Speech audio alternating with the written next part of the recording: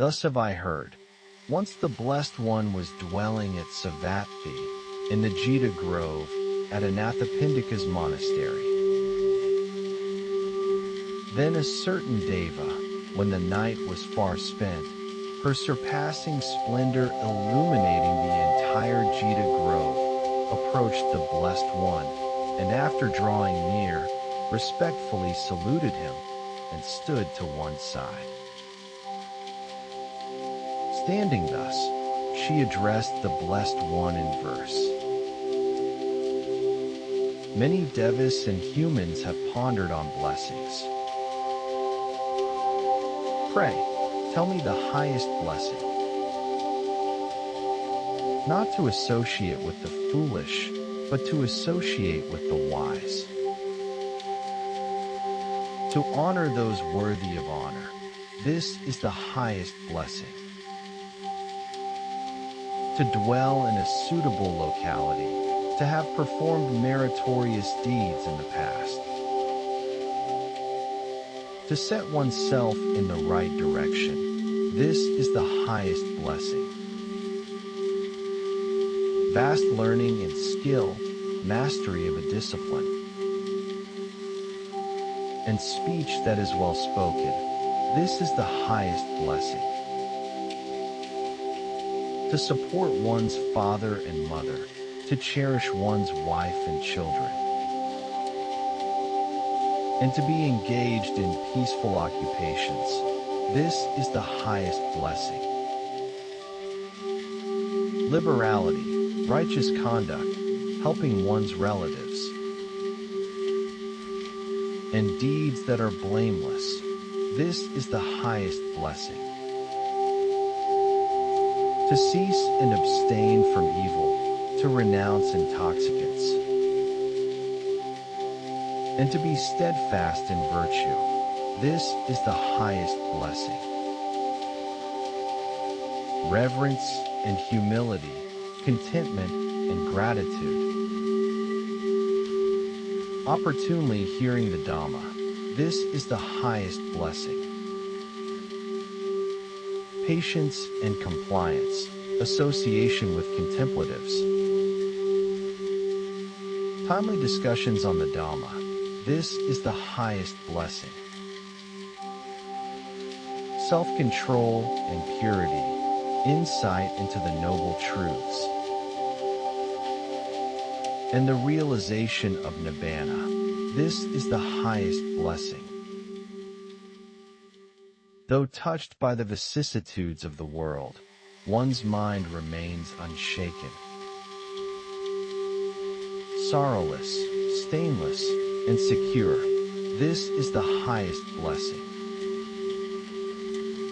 To those who accomplish these things, everywhere undefeated. Everywhere they walk in safety. These are the highest blessings. These are the highest blessings. These are the highest blessings. These are the highest blessings.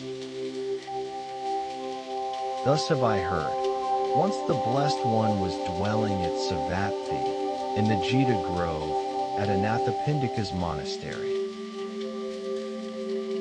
Then a certain Deva, when the night was far spent, her surpassing splendor illuminating the entire Jita Grove, approached the Blessed One, and after drawing near, respectfully saluted him, and stood to one side. Standing thus, she addressed the Blessed One in verse. Many devas and humans have pondered on blessings. Pray, tell me the highest blessing. Not to associate with the foolish, but to associate with the wise. To honor those worthy of honor. This is the highest blessing. To dwell in a suitable locality, to have performed meritorious deeds in the past. To set oneself in the right direction. This is the highest blessing. vast learning and skill, mastery of a discipline, and speech that is well spoken. This is the highest blessing. To support one's father and mother, to cherish one's wife and children, and to be engaged in peaceful occupations. This is the highest blessing. Liberality, righteous conduct, helping one's relatives, and deeds that are blameless. This is the highest blessing. To cease and abstain from evil, to renounce intoxicants, and to be steadfast in virtue. This is the highest blessing. Reverence and humility, contentment and gratitude. Opportunely hearing the Dhamma. This is the highest blessing. Patience and compliance, association with contemplatives, and religious discussions at due season. This is the highest blessing. Self-control and purity, the knowledge of the noble truths, and the realization of Nibbana. This is the highest blessing.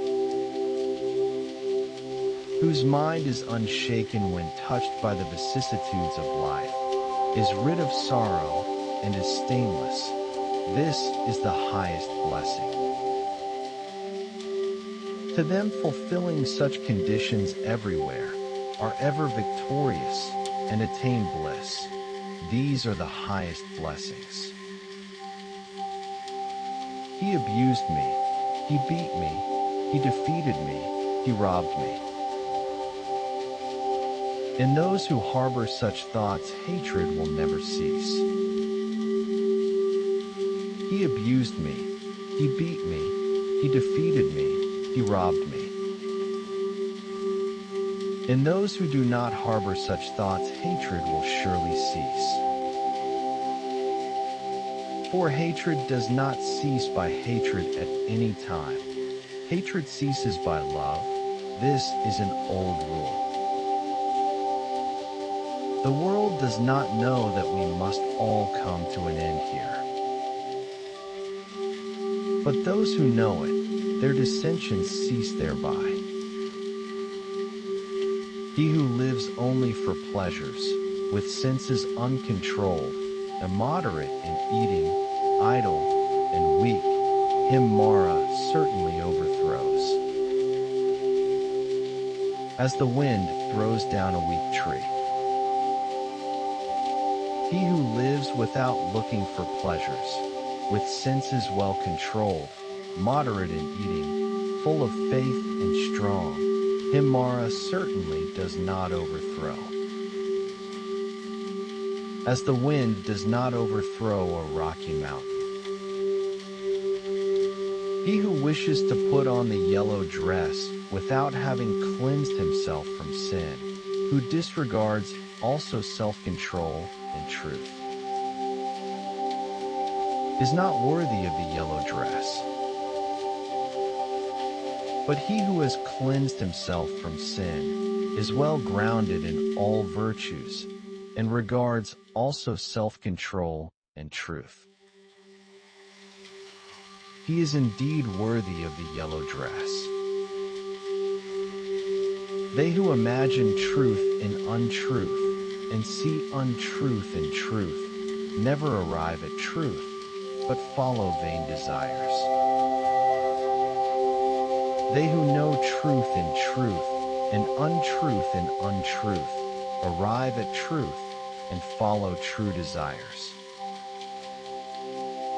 As rain breaks through an ill-thatched house, passion will break through an unreflecting mind. As rain does not break through a well-thatched house, passion will not break through a well-reflecting mind. The evildoer mourns in this world, and he mourns in the next. He mourns in both. He mourns and suffers when he sees the work of his own depravity. The virtuous man delights in this world, and he delights in the next.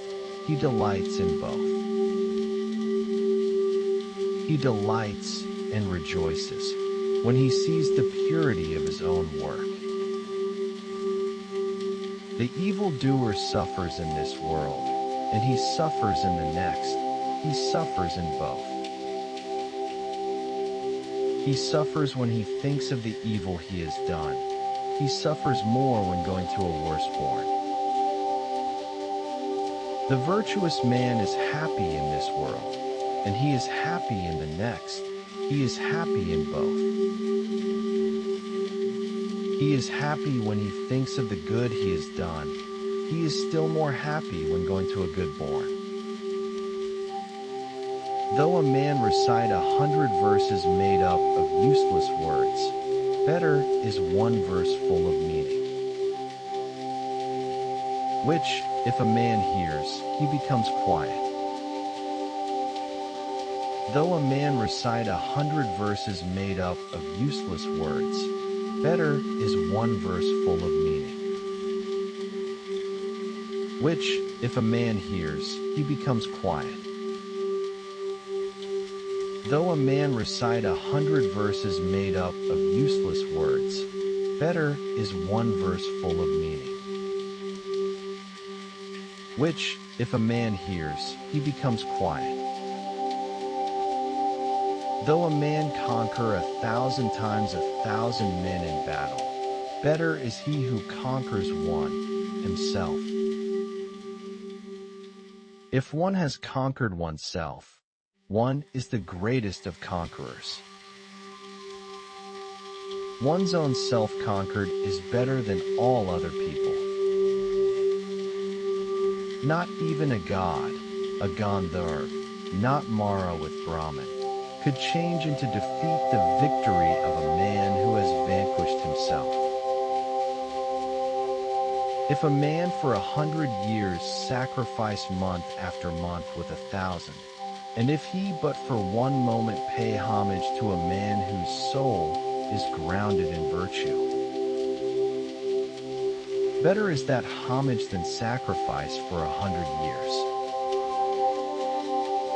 If a man for 100 years worship the sacred fire in the forest, and if he but for one moment pay homage to a man whose soul is grounded in virtue, better is that homage than sacrifice for 100 years. Whatever a priest or ascetic sacrifices in order to obtain merit during a whole year, the whole of it is not worth 1/4. Better is reverence shown to the righteous. He who always greets and constantly reveres the aged, for things will increase to him, viz. life, beauty, happiness, and power.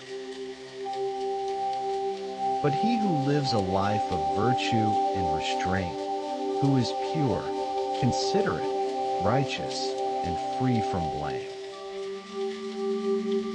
assuredly that man will prosper everywhere. To be ever controlled in word and deed, to injure no living thing. To give to all, this is the highest blessing. To be detached from sensual pleasures.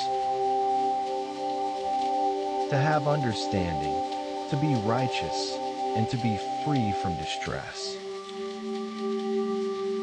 This is the highest blessing. To dwell in noble environments. To have performed meritorious actions in the past. And to have set oneself on the right course. This is the highest blessing. Extensive learning, skill in handicrafts, well-grounded discipline, and pleasant speech. This is the highest blessing. to support one's parents, to cherish one's wife and children, and to be engaged in peaceful occupations. This is the highest blessing. Liberality, righteous conduct, assistance to relatives, and to be blameless in action. This is the highest blessing.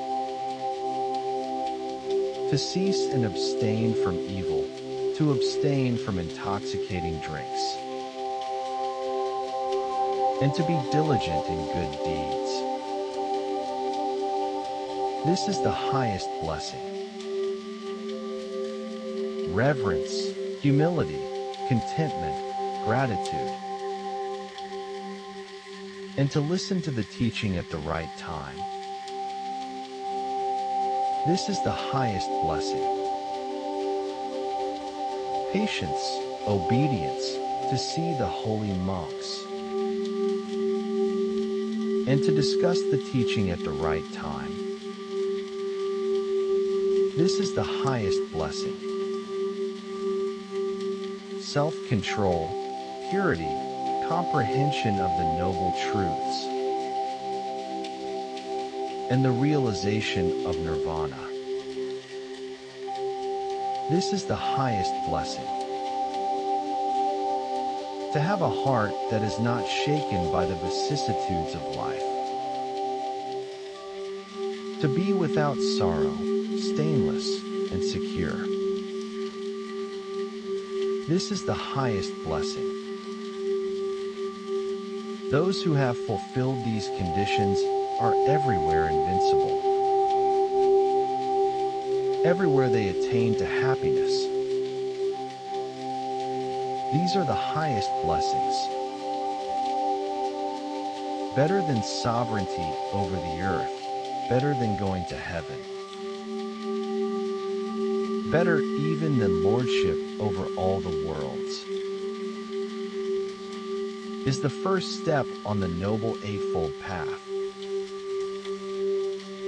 The gift of the Dhamma excels all gifts. The taste of the Dhamma excels all tastes. The delight in the Dhamma excels all delights. The extinction of craving overcomes all suffering.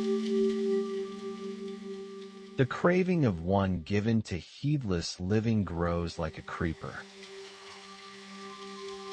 He runs from life to life, like a fruit-loving monkey in the forest. Whomsoever this fierce craving overcomes, his sorrows increase like grass after the rains. But whosoever overcomes this fierce craving, so difficult to subdue, sorrows fall away from him, like water from a lotus leaf.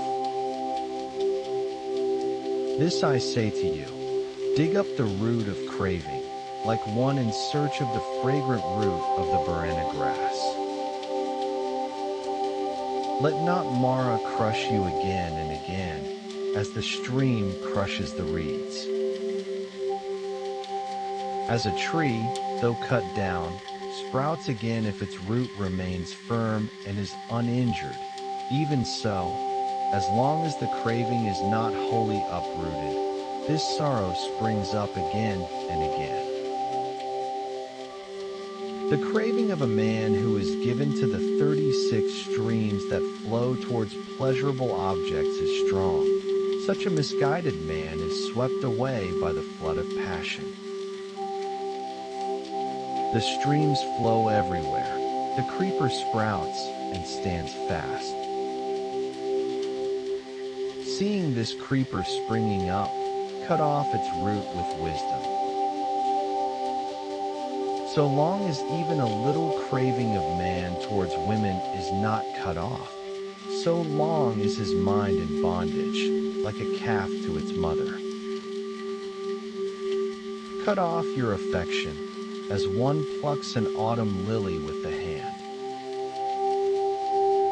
Cultivate only the path to peace, nibbana, as taught by the Exalted One. Here shall I live in the rains, here in winter and summer, thus thinks the fool. He does not realize the danger that underlies those things. As a great flood sweeps away a sleeping village, so death carries away the man who is distracted in mind, gathering the fruits of his craving. Neither sons, nor father, nor relations can protect one who is assailed by death. Kinsmen indeed take note of this calamity. Weeping, overwhelmed in sorrow, they carry away the dead body. The wise, however, realizing this, diligently follow the path to nibbana. The monk who applies himself to meditation and who delights in quietude attains nibbana, the state of perfect happiness. When a man has come to the end of the road, is free from sorrow, and released from all sides, when he has cast off all fetters, for him there is no more torment. For the man who has come to the end of the road is free from sorrow, and released from all sides, who has cast off all fetters, the fever of passion exists no more. For those who are addicted to sensual pleasures, craving grows, they fall ever deeper into bondage. But those who delight in overcoming craving, and who ever cultivate mindfulness, are certain to remove entirely the bonds of Mara. The Blessed One is free from fear and free from craving, spotless and serene. He has cut off the darts of existence. He has reached the end of this life. For him, there is no more becoming. The man who is free from craving and free from hatred, who is virtuous and discerning, radiant and mindful, such a man overcomes this world and the world beyond, as a snake sheds its skin. Wholly eradicated are craving and clinging in the monk who is free from fear and free from craving. He has reached the end of this life. A god or a man cannot find him. The gods envy those wise ones who are devoted to meditation, who delight in the peace of nibbana. Difficult is human birth. Difficult is the life of mortals. Difficult is the hearing of the sublime truth. Difficult is the arising of the Buddhas. Abstaining from all evil, doing good, and purifying one's mind. This is the teaching of the Buddhas. Not to speak evil, to do no harm, to practice restraint according to the precepts, to be moderate in eating, to live in seclusion, and to devote oneself to higher consciousness. This is the teaching of the Buddhas. Even if a shower of gold coins should fall, there would be no appeasing sensual desires. Knowing that sensual desires are a source of suffering, the wise man finds no delight even in heavenly pleasures. The disciple of the fully enlightened one delights in the extinction of craving.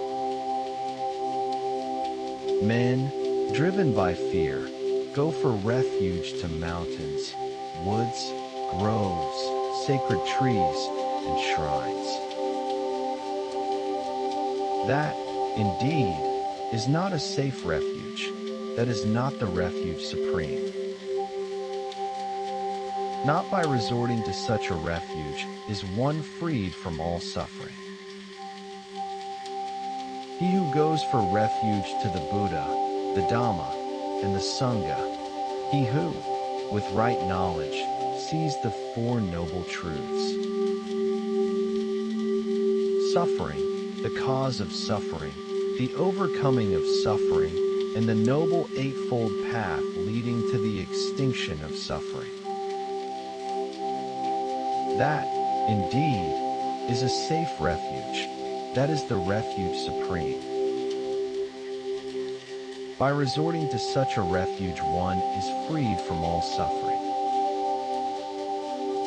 Hard to find is the thoroughbred man. He is not born everywhere. Where such a wise man is born, that family thrives happily.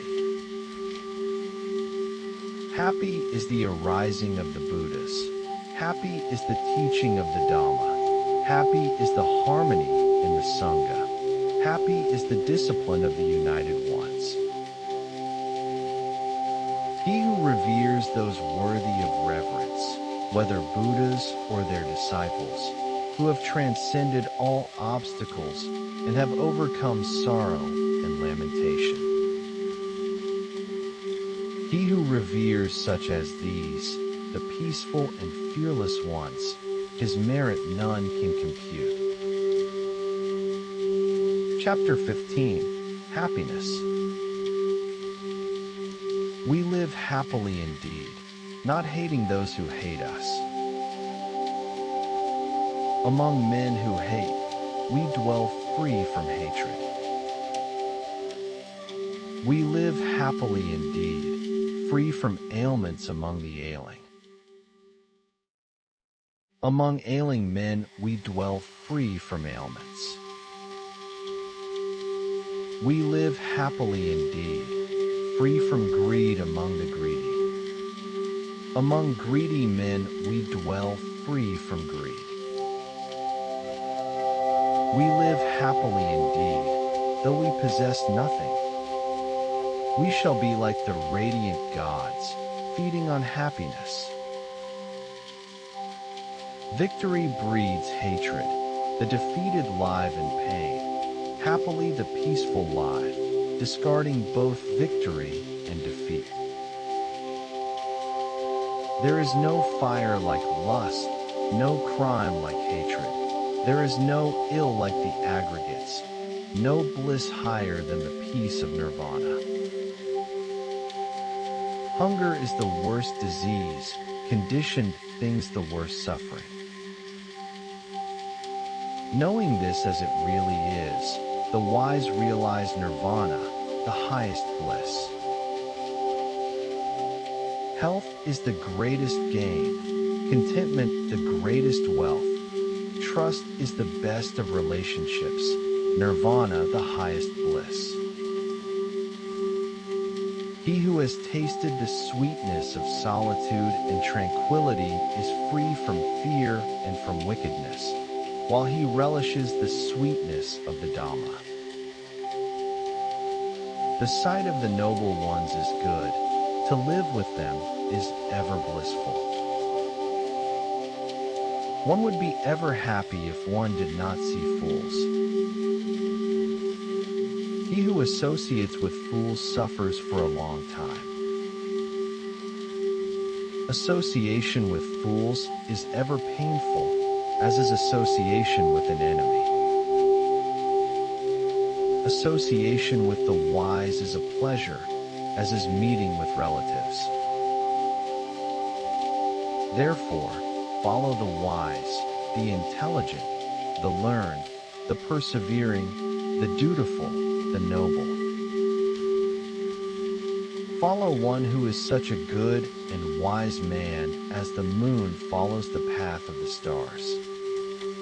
Chapter 16. Affection do not resort to what is pleasing, nor to what is displeasing. Sorrow springs from what is pleasing, and fear springs from what is displeasing. For one who is free from endearment, there is no sorrow, whence then fear? From affection springs sorrow, from affection springs fear. For one who is free from affection, there is no sorrow. Whence then fear? From desire springs sorrow. From desire springs fear. For one who is free from desire, there is no sorrow. Whence then fear? From lust springs sorrow. From lust springs fear. For one who is free from lust, there is no sorrow. Whence then fear? From craving springs sorrow. From craving springs fear. For one who is free from craving, there is no sorrow. Whence then fear? He who is endowed with virtue and insight, who is just, truthful, and who performs his duties,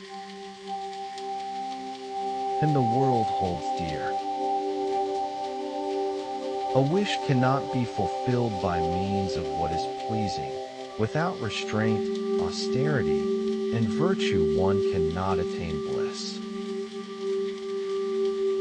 Share not the company of those who are given to sensual pleasure. Cleave instead to the strenuous and contemplative. Chapter 17. Anger. Let one overcome anger through loving kindness. Let one overcome evil through good. Let one overcome the miserly through generosity. Let one overcome the liar through truth. Speak the truth. Yield not to anger. Give when asked, even from the little you have.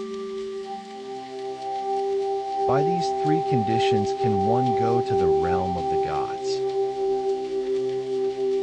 The sages, who are free from injuring others, who are ever restrained in body, go to the deathless state, where, having reached, they sorrow no more.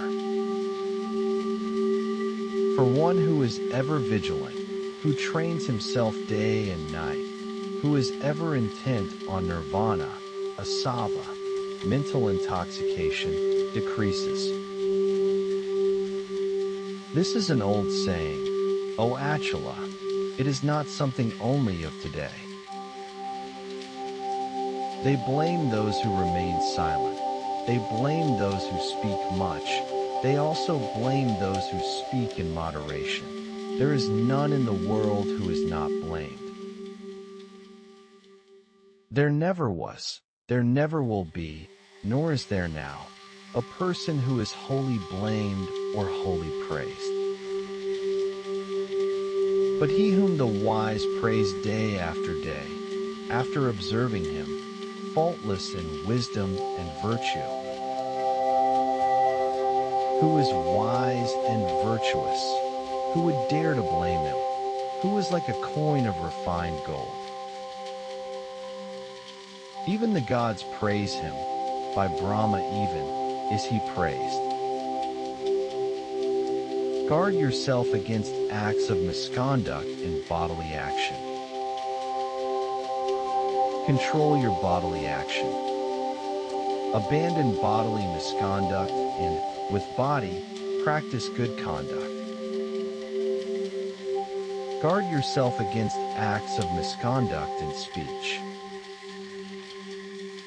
Control your speech. Abandon verbal misconduct and, with speech, practice good conduct. Guard yourself against acts of misconduct in the mind. Control your mind. Abandon mental misconduct and, with mind, practice good conduct. Those who are controlled in body, controlled in speech, controlled in mind, are indeed well controlled. Chapter 18. Impurity like a yellow leaf. Now are you. The messengers of death have arrived near you. You are about to set out on a journey. What provision have you made? Like a yellow leaf. Now are you. The messengers of death have arrived near you. You are about to set out on a journey. What provision have you made? Like an abandoned chariot, old as this body of yours, you are drawing near to death. What provision have you made? Make yourselves an island. Strive quickly. Become wise. With impurities blown away and free from stain, you shall go to the celestial realm of the noble ones. Your life is at an end. You are drawing near to death. There is no resting place for you on the way. You have little provision for the journey. Make yourselves an island. Strive quickly. Become wise. With impurities blown away and free from stain, you shall go to the celestial realm of the noble ones. Let him, a wise man, dispel the impurities of his mind little by little, as a smith removes the dross of silver one by one. As rust, sprung from iron, eats itself away when it is born, even so, his own deeds lead the transgressor to a state of woe. Lack of recitation is the rust of scriptures. Lack of renovation, the rust of houses. Indolence is the rust of good looks, and carelessness, the rust of a watchman. Misconduct is the taint of a woman, stinginess, the taint of a giver. Evil ways are taints in this world and in the next. A taint worse than these is ignorance, the worst of all taints. Having dispelled that taint, be taintless, O monks. Easy is life to live for the shameless one, who is impudent as a crow, a slanderer, a braggart, and corrupt. But life is hard to live for the modest one, who always seeks purity, is detached, unassuming, clean in life, and discerning. He who destroys life, who speaks untruth, who takes what is not given, who goes after another man's wife, and who is addicted to intoxicating drinks. Even in this world, he digs up his own root. Know this, O man, difficult to control are things that are by nature difficult to control. Let not greed and wickedness ruin you, for he who is greedy and wicked is long tormented. The world gives or does not give according to their faith, according to their disposition. If one is annoyed by the food and drink given to others, he will find no peace, day or night. He in whom this is altogether rooted out is he who attains peace, day and night. There is no fire like lust, there is no grip like hate. There is no snare like delusion. There is no river like craving. Easy to see are the faults of others. Hard indeed it is to see one's own. Like chaff scattered by the wind, one winnows out the faults of others. But one's own faults he hides, as a crafty gambler hides his losing throw. If one looks constantly for the faults of others, and is ever censorious, his taints grow. Far is he from the destruction of taints. There is no track in the sky, there is no recluse outside. Mankind delights in worldliness. The Buddhas are free from worldliness. There is no track in the sky. There is no recluse outside. Conditioned things are transient. The Buddhas are not shaken by conditioned things. Those whose cravings neither lead them further nor lure them back, they, indeed, have no temptations. There is no track in the sky.